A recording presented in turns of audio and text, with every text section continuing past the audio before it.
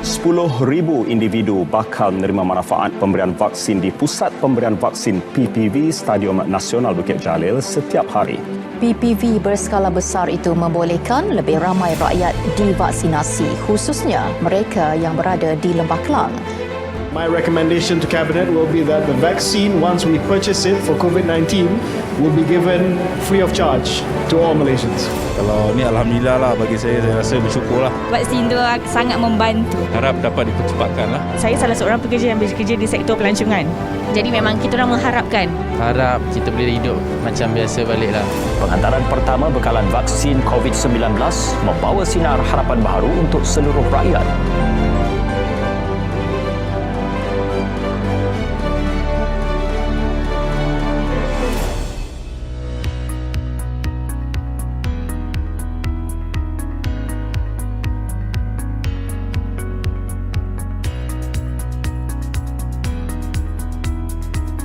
Okay, saya Dr. Rosmariza Banti Kamarudin, merupakan pengarah klinikal Klinik As-Salam ataupun company yang menguruskan Klinik As-Salam, rakan Klinik As-Salam iaitu Salam Alliance Sdn Bhd.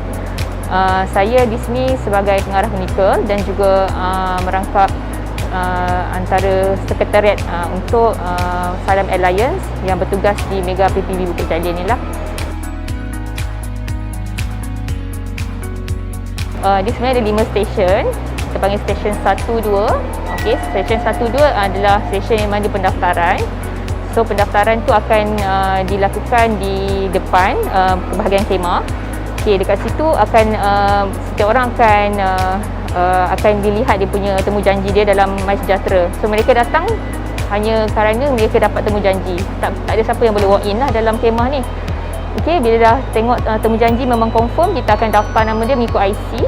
Sebab tu penting untuk semua vaksin ni ataupun yang penerima vaksin ni perlu membawa IC mereka dan juga telefon mereka lah. Dan mereka akan tunggu dekat stesen 3 iaitu stesen consent.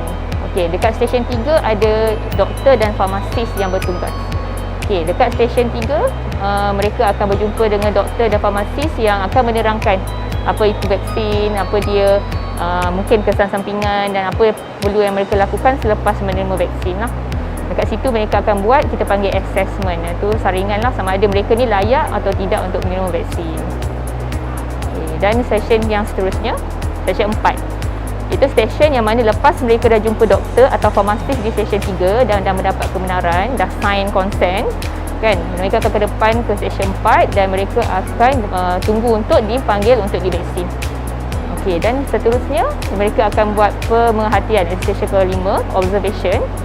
So mereka akan tunggu dalam 15 hingga 30 minit di kawasan observation sebelum boleh discharge dan diberi kad vaksinasi tersebut lah. Pendaftaran sukarelawan pembantu vaksin Malaysia MyVac menerusi program imunisasi COVID-19 kebangsaan mendapat sambutan menggalakkan apabila menerima lebih 100,000 pendaftaran. Pelibatan petugas Malaysia Vaksin Support Volunteers MyVac dilihat mampu membantu melancarkan proses pemberian vaksin. Ini kerana kehadiran sukarelawan berkenaan di pusat pemberian vaksin meringankan beban petugas kesihatan selain memudahkan penerima vaksin. Saya Ahmad Hairiza bin Faharim selaku penyelaras sukarelawan MyVac di Pusat Pemberian Vaksin Stadium Bukit Jalil.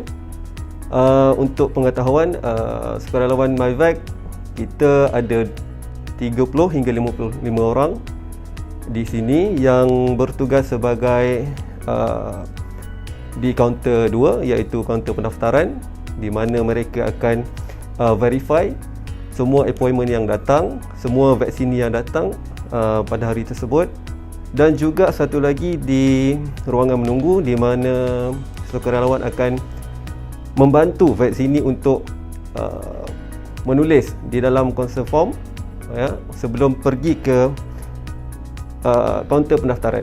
Sukarelawan ini dia akan bertugas di 3 kemah HCOA, HCOB dan HCOC. Jadi setiap HCO akan ada 26 kaunter pendaftaran yang dibantu oleh penjawat awam. 10 daripada sukarelawan MyVac akan bantu sukarelawan seramai 16 orang di kaunter pendaftaran.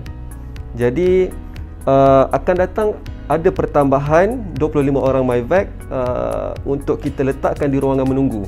Okey, untuk masa operasi pula, sukarelawan akan bertugas pada jam 8 pagi hingga 3 petang untuk shift pagi, dan untuk shift petang pula 2 petang hingga pukul 9 malam. Jadi sukarelawan akan memilih waktu mereka bertugas melalui sistem booking online di website MyVac. Nama saya Nur Suhaila, saya petugas sukarelawan MyVac daripada Stadium Nasional Bukit Jalil. Antara cabaran yang saya dapat dekat sini adalah kehadiran vaksin ini hari demi hari semakin meningkat.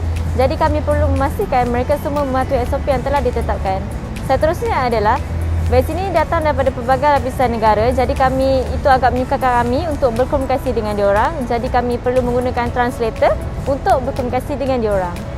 Paling penting, kita perlu dapatkan maklumat yang betul tentang vaksin ini di maklumat yang sahih di Facebook Kementerian Kesihatan Malaysia, di Facebook Doktor yang Bertauliah ataupun di Public Health Malaysia punya Facebook, bukanlah daripada WhatsApp group, bukan lagi daripada Mak Teh ke, Mak Lang ke, dan juga beberapa lagi WhatsApp viral yang mana kita rasa benda tu adalah maklumat yang tak tepat. Dapatkan juga nasihat daripada doktor jika anda tidak dapat ada ragu-ragu berkenaan dengan vaksin inilah. Yang penting, kita perlu lindungi diri, lindungi semua. Pada saya, tak perlu nak risau ataupun takut apa-apa sebab kita untuk lindung diri kita sendiri dan juga orang sekeliling. Dan macam saya sendiri pun ada anak, baby. So, tujuan utama tu saya fikir macam untuk lindungi anak jugalah. #lindungi diri, lindungi semua.